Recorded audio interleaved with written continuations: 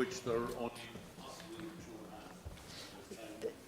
Cormac, and Minister, thank you for taking these statements and listen to the concerns of members across the House this evening. I wish to express and I wish to acknowledge the efforts of our public servants, particularly the medical staff encountering the spread of the COVID-19 infection across the country. And thankfully it hasn't been as widespread yet.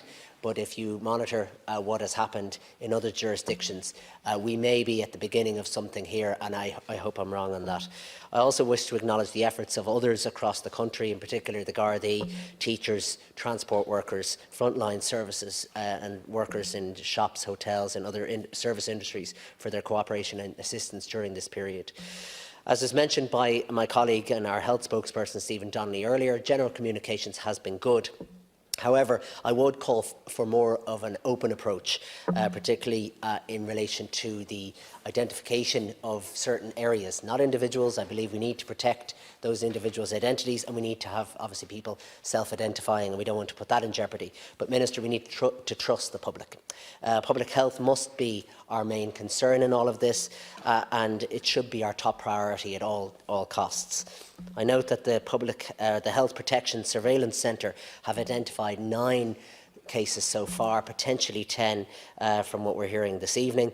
And I want to express my solidarity to those families and individuals concerned, because it is worrying. It's worrying for them and those in their communities.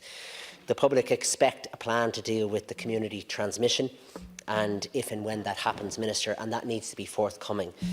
Unfortunately, I found your statement earlier on a little bit light on detail, and I know this is an unfolding issue for you and the officials in the department, but we need to reassure the public with more detail of the government's future plans in relation to the coronavirus. Experience, as I said earlier on, in relation to China, 80% of the cases were mild, 15% needed treatment in hospital, while 5% needed intensive care treatment. On that basis, the Minister's announcement earlier on, Cathaoirleach, with just 20 intensive care beds will be opened, will be entirely insufficient and may actually feed public concern, would be my fear. I also welcome the establishment of the Cabinet Subcommittee to coordinate our national response. The Government must show leadership on this issue, and constitutionally the appropriate body to exercise such power is the Government, and not any ad hoc committee of this House. Okay. I'll just finish, if I may, and I welcome the guidelines put before the House earlier on, and the regulations to prevent stockpiling of any sanitised or medical products should be put in place. Vulnerable individuals must be guaranteed access to such products. Thank you very much. I move. Thank you.